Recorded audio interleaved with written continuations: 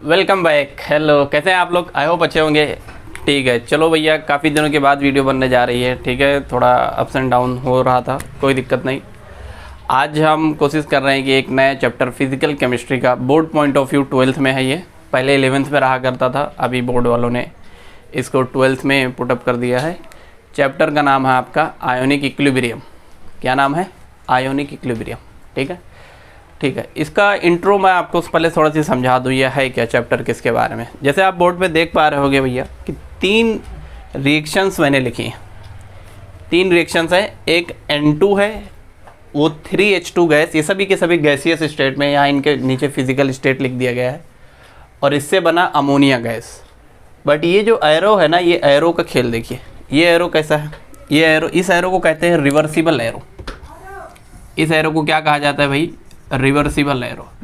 कहने का मतलब ये है कि जो N2 और H2 गैस हैं वो आपस में रिएक्ट करके अमोनिया भी दे रही हैं, और अमोनिया ब्रेक डाउन होके N2 और H2 भी दे रहा है।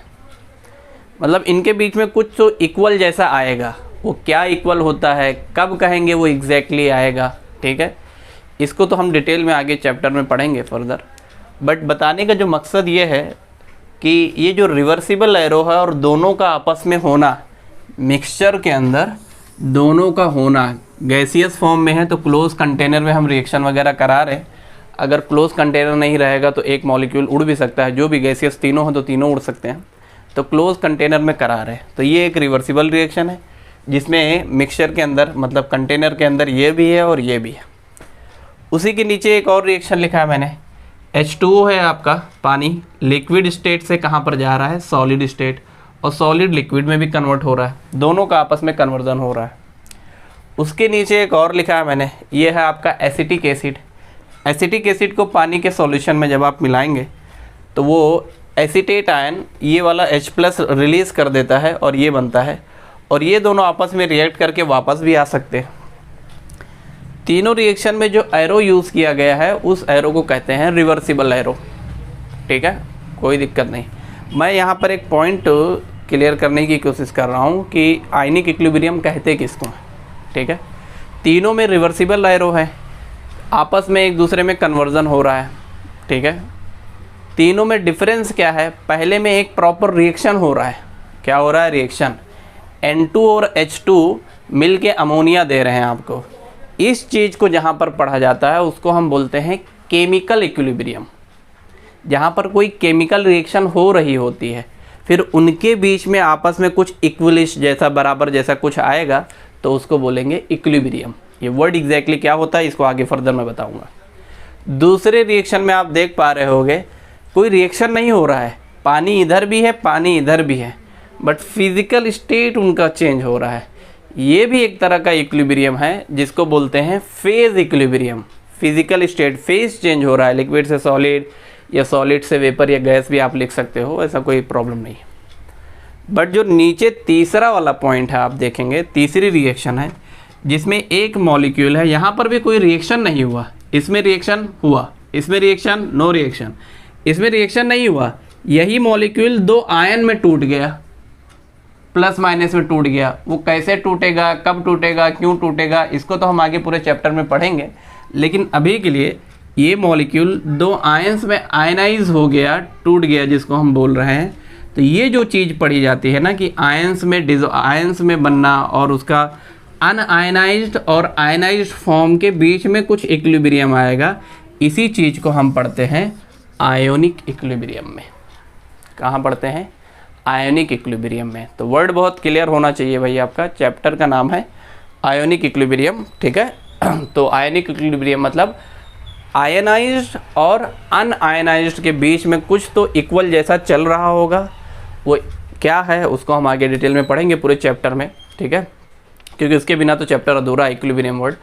बट ये जानना जरूरी है कि आयनिक इक्विलिब्रियम होता क्या है। ठीक है, तो आयनिक इक्विलिब्रियम कोई एक कंपोनेंट होगा, एक रिएक्टेंट मॉलिक्यूल होगा, वो आयंस में टूट जाएगा, इनके बीच में कुछ इक्वल जैसा चल रहा होगा रिवर्सिबल एरो के साथ। रिवर्सिबल एरो बहुत इंपॉर्टेंट है, तो उसको हम कहाँ पर पढ़ेंगे? आयोनिक इक्विलिब्रियम में पढ़ेंगे।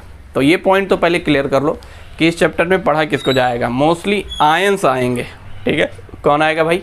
आयंस आएगा। ठीक है, कोई दिक्कत नहीं, इसको लिख भी सकते हो आप, मिटा भी सकते हैं, कोई बड़ा मसला नहीं है। अब एक इम्पॉर्टेंट पॉइंट ये है कि आयनिक इक्विलिब्रियम में ये जो एरो है ना आप देख रहे हैं, रिवर्सिबल एरो, इसी एरो के बेसिस पे ना, मतलब रिएक्शन वगैरह को on the basis of direction, किसके बेसिस पे? डायरेक्शन के बेसिस पे किसी भी रिएक्शन को 2 पार्ट में कैटेगराइज किया जाता है। बहुत सारी ऐसी रिएक्शंस होती हैं जो फॉरवर्ड गई, फॉरवर्ड से बैकवर्ड गई। एग्जांपल के लिए ऊपर के नीचे वो बोर्ड पे जो तीनों एग्जांपल लिख दिए मैंने। बहुत सारी ऐसी रिएक्शंस होती हैं कि ये रिएक्टेंट था आपका, रिएक्टेंट ऐसा इरिवर्सिबल एरो, ये किस में कन्वर्ट हो गया? प्रोडक्ट वापस रिएक्टेंट में नहीं आ सकता। ऐसी रिएक्शन को कहेंगे इरिवर्सिबल रिएक्शन, जो रिवर्स ना हो सके, इरिवर्सिबल। ठीक है, आई होप ये क्लियर होगा वर्ड रिवर्सिबल रिएक्शन और इरिवर्सिबल रिएक्शन मतलब क्या। यहाँ के लिए इतना जानना जरूरी है, बाकी इसमें और भी बहुत सारी डिटेलिंग्स हैं जिसमें थर्मोडायनेमिक में और डिटेल में लोग पढ़ाते हैं, बट वो अभी उतना रिक्वायरमेंट है नहीं एग्जैक्टली। ठीक है, तो रिएक्शंस को on the basis of direction, ठीक है, listen my word very carefully, any reaction is categorized in 2 ways on the basis of direction, which will go only in forward direction, जो किसी forward direction में जाएगा उसको कहेंगे irreversible reaction, और जो forward से backward भी आने की क्षमता रखता हो ऐसी reactions और उनकी मतलब कैपेसिटी हो, ऐसी रिएक्शन को कहेंगे reversible reaction. I hope clear होगा। मैं लिखा दे रहा हूँ इसको, ठीक है, इसको आप नोट डाउन करिए, इसको मिटा देते हैं। ये इतना सिर्फ एग्जांपल इंट्रो के लिए समझाने के लिए था। नॉर्मली इक्विलिब्रियम 3 होते हैं, एक केमिकल होता है, एक फेज़ होता है और एक आयनिक इक्विलिब्रियम होता है। बोर्ड में फेज़ इक्विलिब्रियम नहीं है आपको, ठीक है, इवन नॉट इन 11 एंड 12 नहीं दिया हुआ। फेज़ इक्विलिब्रियम को डिटेल में हायर क्लास में पढ़ा जाता है। ठीक है, आपको 11th में केमिकल इक्विलिब्रियम रहता है और 12th में आयनिक इक्विलिब्रियम। Okay,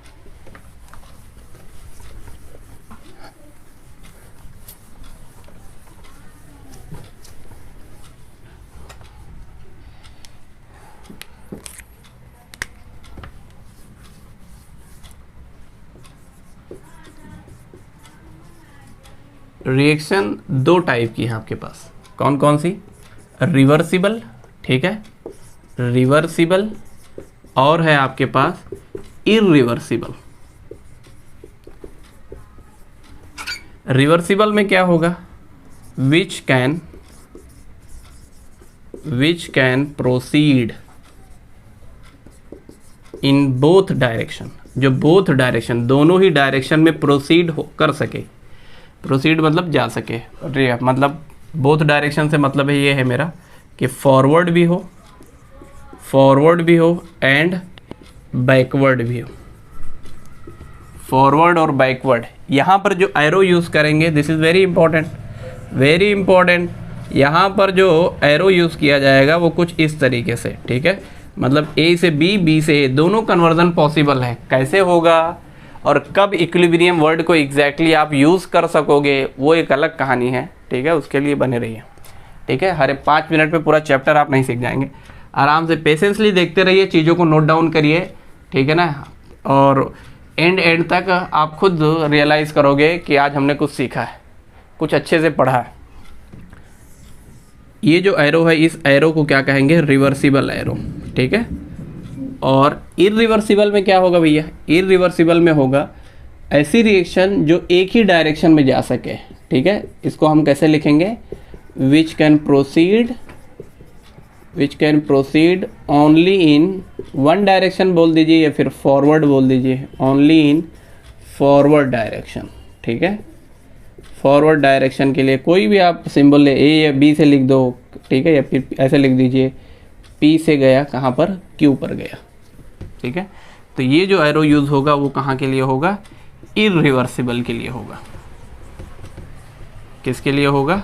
irreversible. अब एक इम्पॉर्टेंट पॉइंट है, ध्यान से सुनना, बहुत ही इम्पॉर्टेंट है। चैप्टर का नाम क्या है? Ionic equilibrium. आयंस का इन्वॉल्वमेंट रहेगा, चलो कोई दिक्कत नहीं है, उसको साइड में कर दो। दूसरा वर्ड क्या है? इक्विलिब्रियम। अब इक्विलिब्रियम किसी कोई एक का रिलेशन इक्विलिब्रियम के साथ तो नहीं होगा। इक्विलिब्रियम जब वर्ड आप बोलते हो तो वहाँ पर दो चीज़ें आना मिनिमम आना ही चाहिए। मतलब ये इसका इक्विलिब्रियम इसके साथ, ऐसा थोड़ी ना इसका इक्विलिब्रियम इसी के साथ, ठीक है, ये रॉन्ग है, ठीक है, ऐसा नहीं होगा। तो या ऐसा हो सकता है कि एक का ही इक्विलिब्रियम लेकिन फिजिकल स्टेट चेंज हो जाए, जैसे कि पानी का एग्जांपल लिया था। कहने का मतलब दो चीज़ तो आनी ही आनी है, दो चीज़ें आनी ही आनी है इक्विलिब्रियम वर्ड के लिए, और आपस में इन दोनों का कन्वर्जन भी कुछ होना चाहिए। मतलब वो रिएक्शन जो फॉरवर्ड और बैकवर्ड जा सके, उन्हीं रिएक्शन को हम इक्विलिब्रियम में पढ़ेंगे।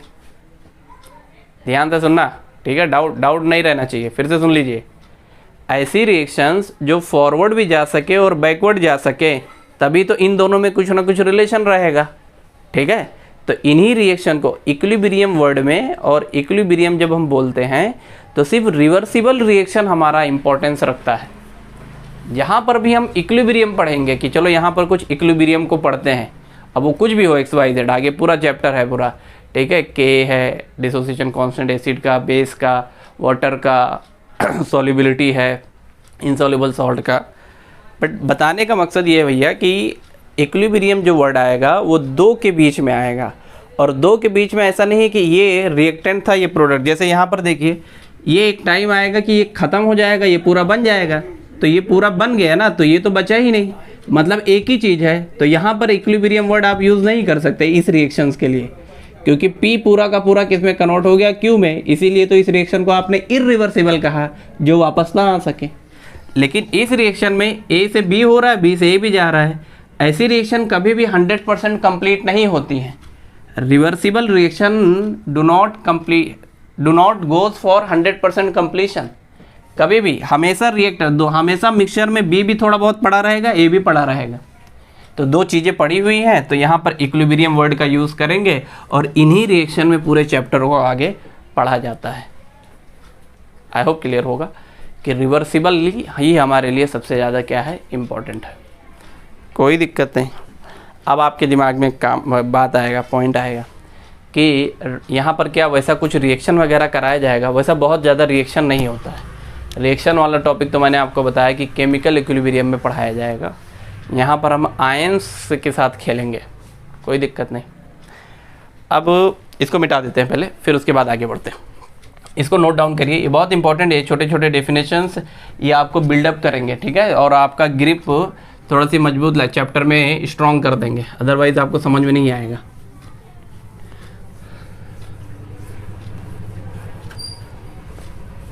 लिखते रहना है भाई, ठीक है, सिर्फ सुनने से काम नहीं चलेगा, ठीक है। सुनने से सिर्फ क्या होगा, वो टेम्पररी मेमोरी में आपके स्टोर हो जाएगा, लेकिन लॉन्ग टर्म में कुछ उसका बेनिफिट होगा नहीं, ठीक है। सुनने से सिर्फ काम नहीं चलेगा, आपको लिखना पड़ेगा, नोट डाउन करना पड़ेगा पूरा। देखिए, नेचर में बहुत सारे ऐसे सब्सटेंस होते हैं, ठीक है, जिनको आप क्लासिफाई करते हो as a electrolyte and non electrolyte. ये क्या होता है, इसको भी समझते हैं। इलेक्ट्रोलाइट ऐसे सब्सटेंस होते हैं जिनको आप पानी में डालोगे तो पानी में वो जाने के बाद वो आयंस में कन्वर्ट होते हैं, वो अपना आयंस में कन्वर्ट हो जाएंगे। और नॉन इलेक्ट्रोलाइट ऐसे सब्सटेंस होते हैं जिनको पानी में आप डालोगे तो आपको आयंस नहीं मिलेगा। वो घुल सकते हैं मतलब सॉल्युबल हो सकते हैं, लेकिन आयंस नहीं देंगे। हम जो वर्ड बोल रहे हैं वो बहुत क्लियर है, वो आप भी उसको एकदम क्लियर रखिए। आयंस बोल रहे हैं हम, क्या बोला जा रहा है भैया, आयंस। तो बहुत सारे नेचर में ऐसे सब्सटेंस होते हैं जो पानी में उनको डालोगे तो वो आयंस में टूट जाएंगे, आयनाइज हो जाएंगे। और बहुत सारे ऐसे सब्सटेंस हैं नेचर में जिनको आप वाटर वगैरह में डिज़ोल्व कराओगे तो वो डिज़ोल्व तो हो जाएंगे, घुल सकते हैं, ठीक है, बट आयंस में नहीं देंगे, आयंस वो नहीं देंगे। एग्जाम्पल दे के भी समझाता हूँ तो पूरी बात क्लियर हो जाएगी। जैसे आपके घर का ही एग्जाम्पल लेते हैं, बेस्ट एग्जाम्पल आपका सुक्रोज मॉलिक्यूल है, शक्कर, आपके घर का शक्कर। इसका मॉलिक्यूलर फॉर्मूला होता है C12H22O11। जब इसको पानी में आप डालोगे तो हर एक कोई बंदा जानता है, छोटे से छोटा बच्चा भी जानता है कि ये आपस में, मतलब सुक्रोज आपका शक्कर पानी में क्या हो जाएगा, घुल जाएगा, सॉल्युबल है, क्या है, सॉल्युबल। तो इसी घुलने को एज आप रिएक्शन 11-12 में लिखते हो कि इसका आप बोलते हो कि सुक्रोज का हाइड्रोलिसिस हो गया और दो प्रोडक्ट मिलता है आपको C6H12O6। ऐसे दो मॉलिक्यूल मिल जाएंगे, 12 हैं तो 6 से C6H12O6। अब कोई लोग कहेंगे कि सर 2 बार लिखने का क्या मतलब हुआ, एक ही बार लिखे थे 2 से मल्टीप्लाई कर देते तो इक्वेशन तो बैलेंस हो गया था। लेकिन इस रिएक्शन के लिए भैया 2 बार लिखना ज़रूरी है और उसका रीज़न ये है कि ये जो दिख रहा है ये आप देखोगे कि कार्बन 6 है, कार्बन 6 है, हाइड्रोजन 12 है, हाइड्रोजन 12 है, ऑक्सीजन 6 है, ऑक्सीजन 6 है। मॉलिकुलर फार्मूला इनको कहते हैं, मॉलिकुलर फार्मूला सेम है, लेकिन इन दोनों मॉलिक्यूल का जब स्ट्रक्चर बनाओगे तो स्ट्रक्चर अलग है। और इसी को एक मॉलिक्यूल को कहा जाता है ग्लूकोज, एक को कहा जाता है फ्रुक्टोज। ठीक है, इनका स्ट्रक्चर कैसे डिफ़र करता है एक दूसरे से वो अभी हमारा डिस्कशन का टॉपिक नहीं है, वो बायोमॉलिक्यूल में डिटेल में पढ़ाया जाता है, कोई दिक्कत नहीं। कहने का मतलब आपके घर का शक्कर मॉलिक्यूल पानी में क्या है, घुल रहा है, सॉल्युबल है, लेकिन आप देखोगे कि यहाँ कोई प्लस माइनस आयंस मिला क्या, नहीं मिला। मतलब आपके घर का जो शक्कर है, सुक्रोज है, वो क्या है, सॉल्युबल है बट आयनाइजेबल नहीं है। मतलब सुक्रोज को आप नॉन इलेक्ट्रोलाइट बोल सकते हो और बोला भी जाता है। दूसरा एग्जाम्पल घर का शक्कर आ गया तो आप नमक को भी ले लेते हैं। ठीक है, नमक के लिए, नमक आपके घर का जो आप हरे सॉल्ट बोलते हो, किसको बोला जाता है, NaCl को। किसको कहते हैं, NaCl। NaCl सॉल्ट है, कोई दिक्कत नहीं। NaCl को जब पानी में आप मिलाओगे तो आप देखोगे कि NaCl पानी में घुल गया, कोई दिक्कत नहीं। लेकिन घुलने के बाद NaCl Na+ और Cl- आयन में टूटता भी है। जी हाँ, बिल्कुल। आप इस रिएक्शन को ऐसे लिखते हो Na+ एंड Cl-, और यहाँ पर लिखते हो Aq और यहाँ पर भी लिखते हो Aq। का मतलब होता है एक्वस, मतलब पानी में वो घुला हुआ है और पानी में आयनाइज भी हुआ है। 2 वर्ड है यहाँ पर। शक्कर ओनली सॉल्युबल था, आयनाइजेबल नहीं था। नमक सॉल्युबल के साथ साथ आयनाइजेबल है, आयंस भी दे रहा है। तो ऐसे सब्सटेंस को आप क्या कहोगे, क्या कहेंगे भैया, बोलिए, इलेक्ट्रोलाइट। ठीक है, तो ये बहुत ही बेसिक चीज़ें थी, आपको मालूम होना चाहिए। ठीक है, कि सब्सटेंस 2 टाइप के हो सकते हैं, इलेक्ट्रोलाइट और नॉन इलेक्ट्रोलाइट्स। जो पानी में आयंस दे दें उनको कहा जाता है इलेक्ट्रोलाइट, जो पानी में एक्वस सॉल्यूशन में आयंस ना दें उनको कहा जाता है नॉन इलेक्ट्रोलाइट्स। कोई दिक्कत नहीं, कोई दिक्कत नहीं। लेकिन अगर कुछ लोग NCERT वगैरह को फॉलो करते होंगे, ठीक है, तो वो तो कहेंगे ये थोड़ा बहुत अजीब व गरीब स्टेटमेंट मैं दे रहा हूँ। उसका रीज़न भी बताता हूँ। अगर NCERT की बुक में अगर आप पढ़ेंगे अच्छे से तो वहाँ पर थोड़ा सा कुछ अलग ही दिया हुआ है इलेक्ट्रोलाइट और नॉन इलेक्ट्रोलाइट के बारे में। क्या दिया हुआ वो भी बता देता हूँ। एक्चुअली में एक साइंटिस्ट थे, उनका नाम है माइकल फैराडे। क्या नाम है, माइकल फैराडे। फिज़िक्स वगैरह में बहुत आते हैं, उनका आना जाना लगा रहता है सब कहीं। ठीक है, तो माइकल फैराडे ने बताया कि ऐसे सब्सटेंस जिनका एक्वस सॉल्यूशन, ध्यान से सुनना, ऐसे सब्सटेंस जिनका एक्वस सॉल्यूशन इलेक्ट्रिसिटी को कंडक्ट करता हो, इलेक्ट्रिसिटी को कंडक्ट करता हो, ऐसे सॉल्यूशन और ऐसे सब्सटेंस को इलेक्ट्रोलाइट कहा जाता है। ठीक है, क्लियर हुआ आई थिंक। और ऐसे सब्सटेंस जिनका एक्वस सॉल्यूशन इलेक्ट्रिसिटी कंडक्ट ना करता हो उनको कहा जाता है नॉन इलेक्ट्रोलाइट। ठीक है, क्या कहा जाता है भैया, non electrolyte. This is very important. ठीक है, ये मैं बता दिया हूँ क्योंकि अगर आप पढ़ोगे तो ऐसा कन्फ्यूज़न ना हो कि सर ने तो कुछ और बताया था, यहाँ कुछ और लिखा है। तो NCERT में मेन बात यही है कि जो इलेक्ट्रिसिटी को कंडक्ट करेंगे, जो सॉल्यूशन एक्वस सॉल्यूशन, उनको इलेक्ट्रोलाइट, और जो नहीं करेंगे नॉन इलेक्ट्रो। तोड़ मरोड़ के उसको हम ऐसे रिप्रेजेंट करते हैं कि जैसे एग्जांपल देके समझाता हूँ। NaCl है, NaCl सॉल्ट है आपका, जिसमें एक Na+ है और एक Cl- है। क्या ये इलेक्ट्रिसिटी को कंडक्ट कर सकता है, नहीं करेगा। सॉलिड फॉर्म में NaCl इलेक्ट्रिसिटी को कंडक्ट नहीं करेगा। लेकिन उसी को पानी में डाल दो तो पानी में Na+ बन गया, Cl- बन गया। अब ये इलेक्ट्रिसिटी को कंडक्ट कर सकता है क्योंकि यहाँ पर क्या आ गए, फ्री आयंस। क्या आ गए भैया, फ्री आयंस, और फ्री आयंस इलेक्ट्रिसिटी को कंडक्ट कर सकते हैं। अब फिजिक्स वालों के लिए एक बात बता दूं, यहाँ पर फिजिक्स में कहते हो इलेक्ट्रिसिटी, ये जो करंट होता है उसका डेफिनेशन बोलते हो moment of charge with respect to time और flow of electron with respect to time. तो यहाँ पर देखो इलेक्ट्रिसिटी की जब बात आती है तो इलेक्ट्रिसिटी दो तरीक़ों से कंडक्ट की जा सकती है, एक बाई फ्लो ऑफ इलेक्ट्रॉन्स और दूसरा बाई मूवमेंट ऑफ आयंस। मोर और लेस एक ही मतलब होता है, लेकिन इनको अलग कैटेगराइज करके बताया जाता है कि जहाँ आयंस के मूवमेंट से इलेक्ट्रिसिटी कंडक्ट होगी तो वो ये अलग केस है, और जहाँ पर इलेक्ट्रॉन के फ्लो से इलेक्ट्रिसिटी कंडक्ट होगी वो एक दूसरा टॉपिक है, उसको हम यहाँ नहीं पढ़ रहे हैं।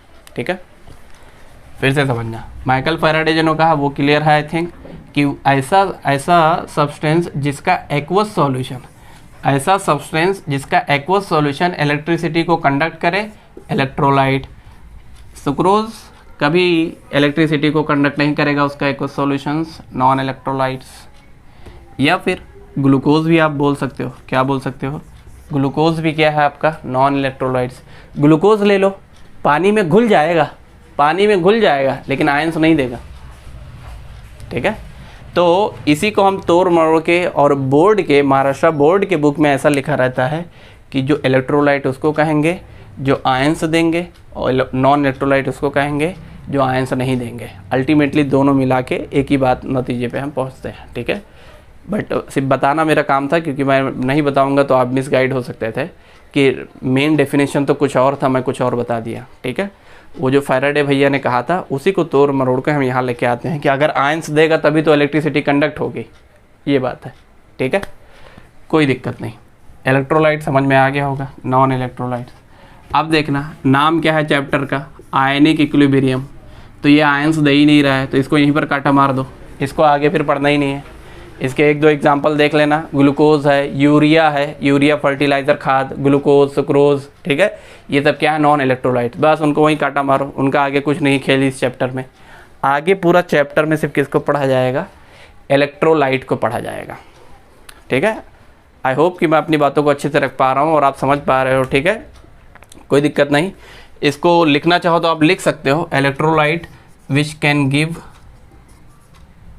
और विच कैन बी आयनाइजेबल, ऐसा भी लिख सकते हो, आयनाइजेबल जो आयन दे दें, और ये नॉन आयनाइजेबल ऐसा भी लिख सकते हैं हम। ठीक है भैया, इसको यहीं पर स्टॉप कर रहे हैं, थोड़ा पूछना वछना मार के क्लियर करें, जब तक नोट डाउन करो फिर आगे बढ़ते हैं।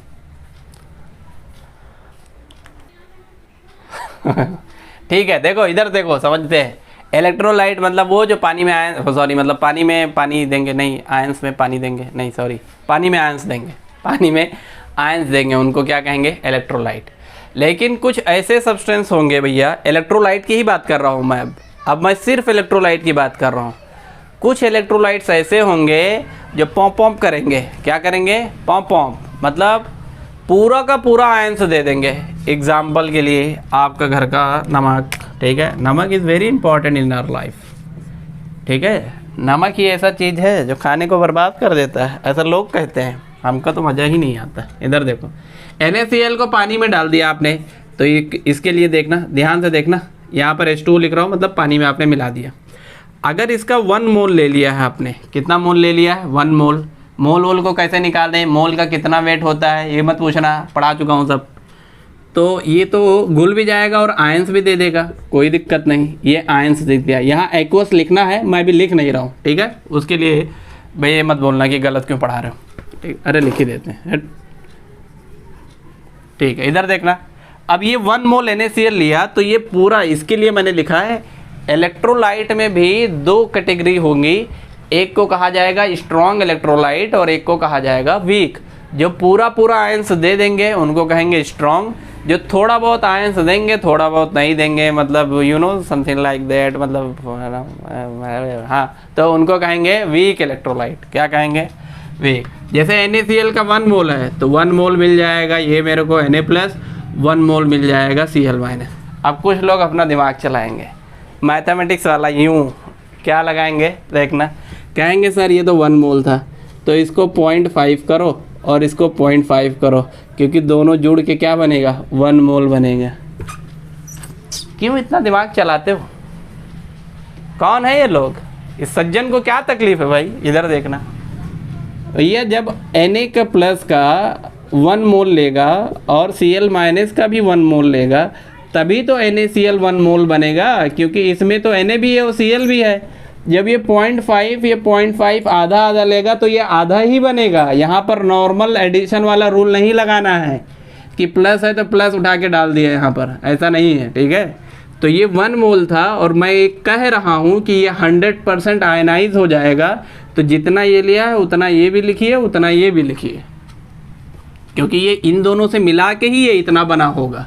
वो आधा आधा लॉजिक नहीं लगाना है यहाँ पर, ठीक है, क्योंकि NaCl में Na भी है और Cl भी है, तो ये एक रहा होगा, ये एक रहा होगा, दोनों मिलके NaCl एक बना, तो ये आधा का लॉजिक रॉन्ग है भैया। यहाँ पर कोई एडिशन नहीं चल रहा है, प्लस माइनस नहीं चल रहा है, ठीक है। ये पॉइंट क्लियर कर लीजिए, कोई दिक्कत नहीं। तो ऐसे सब्सटेंस होंगे और इलेक्ट्रोलाइट में भी कुछ ऐसे होंगे, इलेक्ट्रोलाइट में भी कुछ ऐसे होंगे जिनका 100% आयनाइजेशन हो जाएगा, उनको कहेंगे स्ट्रॉन्ग इलेक्ट्रोलाइट। कोई दिक्कत नहीं, ठीक है। क्यों रे लड़के, क्या देख रहा है मोबाइल में तू? वीडियो बन रहा है सही कि नहीं? हाँ बन रहा है। ओके ठीक है। और कुछ ऐसे सब्सटेंस होंगे, कुछ ऐसे इलेक्ट्रोलाइट होंगे जो 100% आयनाइज नहीं होंगे। एग्जाम्पल के लिए लाके उसी को, मतलब वो सॉरी कुछ CH3COOH है आपके पास, ठीक है। एसिटिक एसिड नाम है, एसिटिक एसिड, वही विनेगर वाला आपका। इसको जब पानी वगैरह में डालेंगे तो ध्यान देना, इस एरो का ही खेल है पूरा।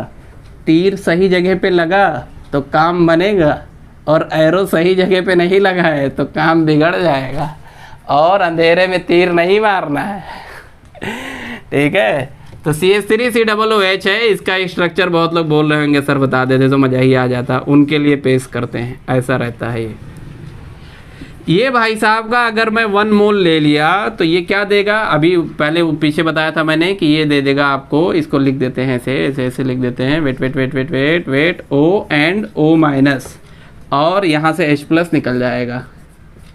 क्यों निकलेगा है, क्यों निकलेगा तो वो आगे बताएंगे, रुके रहो।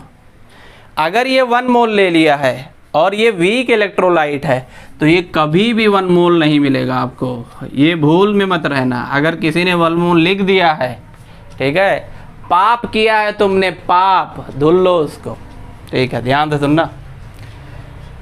अरे यार ये बहुत ऊपर लगाए हो, आवाज़ बहुत तेज़ तो नहीं आ रही होगी, इतना चिल्लाया जा रहा हूँ, ठीक है, कोई दिक्कत नहीं। ये 1 मोल लिया है तो ये कभी भी 1 मोल और 1 मोल नहीं देगा, इसीलिए इसको हम, इस वाले ऐसे मॉलिक्यूल को हम किसके अंदर कैटेगराइज करेंगे भैया, वीक इलेक्ट्रोलाइट को।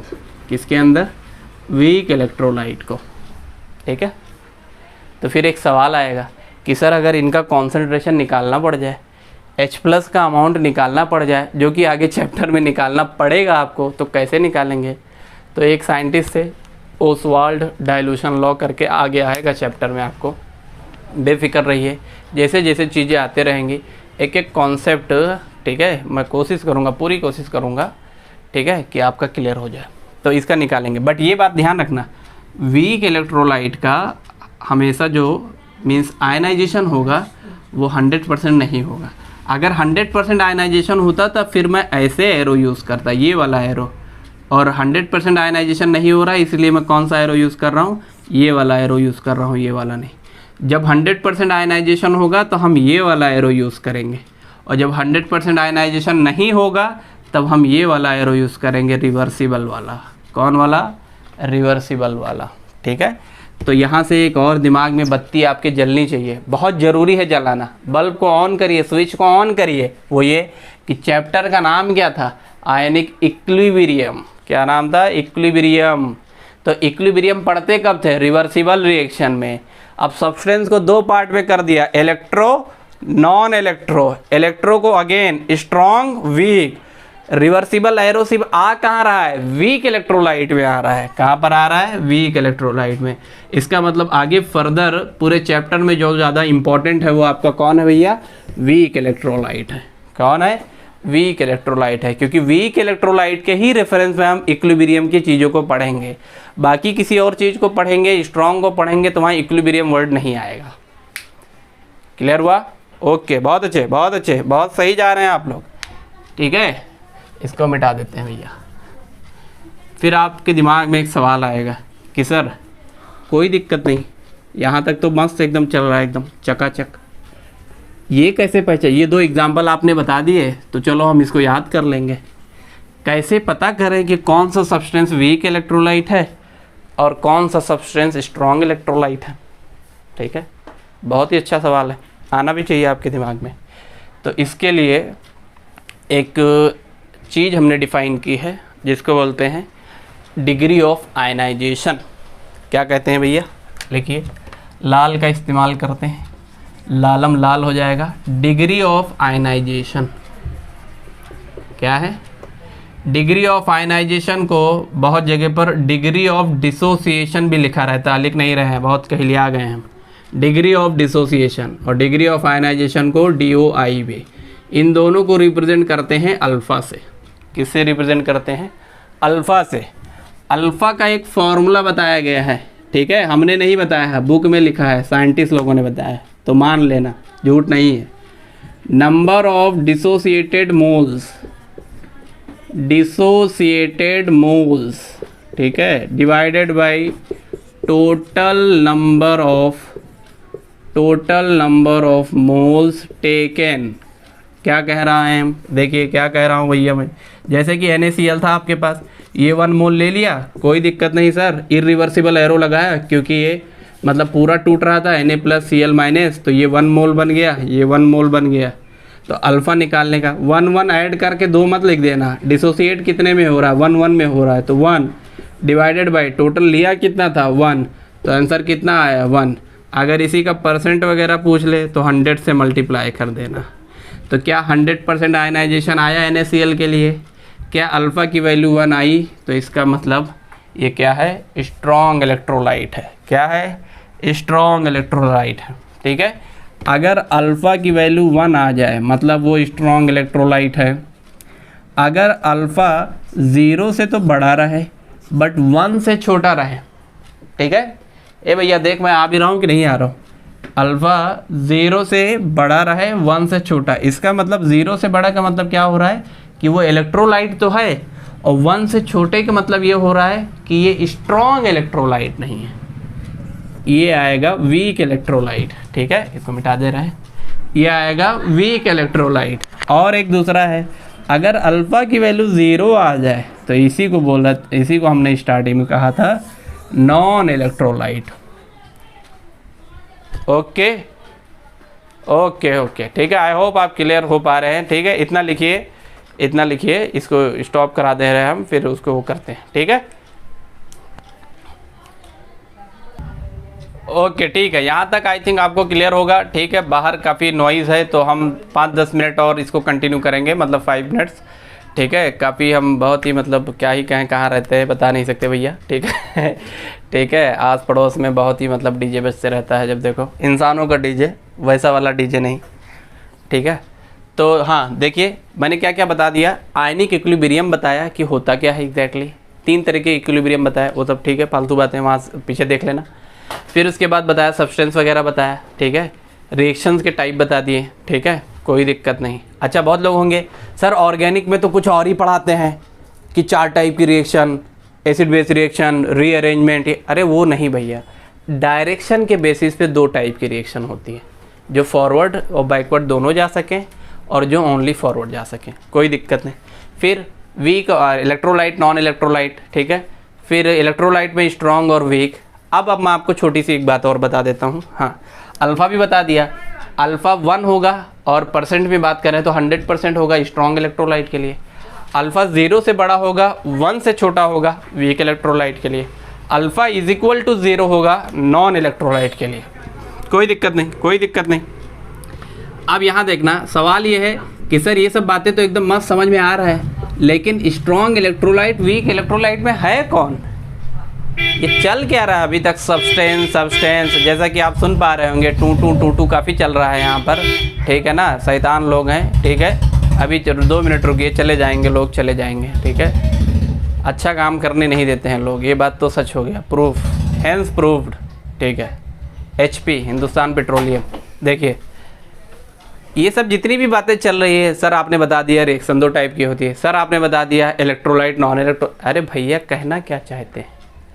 कहना ये चाह रहे हैं कि इसको ग्राउंड लेवल पे लाके तो बताओ कि है कौन, ये है कौन। सब अभी तक मतलब पूरा एकदम मीम्स में और उसी में बातें चल रहे हैं, ये 2 है, ये 3 है, ये वो है, ये फलाना ढिमकाना। तो अब आप मेन मुद्दा अब आता है, स्ट्रॉन्ग इलेक्ट्रोलाइट में आता है स्ट्रॉन्ग एसिड, ठीक है, इसको पूरा लिख देते हैं, स्ट्रॉन्ग एसिड, ठीक है। अब आई थिंक आपको थोड़ा सी फील आ रहा होगा कि हाँ चलो कुछ तो आया, एसिड, हाँ जानते हैं एसिड कुछ तो होता है, ठीक है। और स्ट्रॉन्ग इलेक्ट्रोलाइट में कौन होता है? स्ट्रॉन्ग बेस, ठीक है, बेस भी जानते हैं। और all type of salt, all type of salt भी स्ट्रॉन्ग इलेक्ट्रोलाइट के अंदर आएगा। फिर सर वीक में कौन आएगा? कोई दिक्कत नहीं भैया, वीक एसिड। और दूसरा नंबर 1, नंबर 2 कौन आएगा? Weak base. यहाँ पर 2 ही कैटेगरी है, ठीक है, ये 1, यहाँ पर 2, यहाँ पर है 3, ठीक है। तो यहाँ तक आई थिंक ये समझ में आया होगा कि स्ट्रॉन्ग इलेक्ट्रोलाइट इनका पूरे का अल्फा क्या होगा? 100%, पूरा का पूरा टूट जाएंगे, ए मारा एकदम ठकाठक। और वीक में थोड़ा बहुत टूटेंगे, हैं रिवर्सिबल एरो वाले, जहाँ पर इक्विलिब्रियम को एग्जैक्टली पढ़ा जाएगा, यहाँ पर कोई इक्विलिब्रियम नहीं पढ़ा जाएगा। हाँ सॉल्ट में एक जगह पढ़ा जाएगा, वो बहुत आगे आएगा, सॉल्युबिलिटी ऑफ इनसॉल्युबल सॉल्ट, उसका भी रीज़न बताऊंगा क्यों यहाँ पढ़ा जाएगा। बट जो इक्विलिब्रियम मेन है वो यहीं पढ़ा जाएगा, क्योंकि वीक वाले ही कैसे हो रहे थे? रिवर्सिबल वाले, और रिवर्सिबल वाले में ही इक्विलिब्रियम पढ़ते हैं, तो यहीं पर आगे इसको ज़्यादा डिटेल में देखना है हमको। और ये डिफ़िकल्ट भी है, मतलब उतना नहीं डिफ़िकल्ट है ईजी है, ठीक है, कोई दिक्कत नहीं, ठीक है। फिर आप कहोगे सर फिर से ला के हमको कन्फ्यूज़ कर दिए कि स्ट्रॉन्ग एसिड बोल दिए, स्ट्रॉन्ग बेस, अब ये होते कौन है? ठीक है सर बता ही दो ना, बता ही दो ना स्ट्रॉन्ग एसिड, ठीक है। इसको बताने के लिए, ठीक है ना, केम लर्नर को सब्सक्राइब करना हो तो करो, वो तो आपकी मर्ज़ी है, लेकिन शेयर करो, ठीक है, फ्री का कंटेंट है, लोगों तक पहुंचना चाहिए, ठीक है। तो नेक्स्ट लेक्चर में मैं आपको स्ट्रॉन्ग एसिड बताऊंगा कौन होते हैं, स्ट्रॉन्ग बेस कौन होते हैं, सॉल्ट क्या सिर्फ NaCl को बोलते हैं? ना ना ना ना, सिर्फ NaCl को सॉल्ट नहीं बोला जाता है, बहुत सारे सॉल्ट होते हैं, ठीक है, ठीक है। NaCl ही सिर्फ सॉल्ट नहीं है, KCl भी सॉल्ट है, ठीक है, KNO3 भी सॉल्ट है, ठीक है, वो भी देखेंगे। और वीक एसिड और वीक बेस कौन होते हैं, इनके बहुत सारे एग्जांपल्स मैं आपको लिखाऊंगा, ठीक है। इनको फिर आगे चैप्टर में हम कंटिन्यू करेंगे।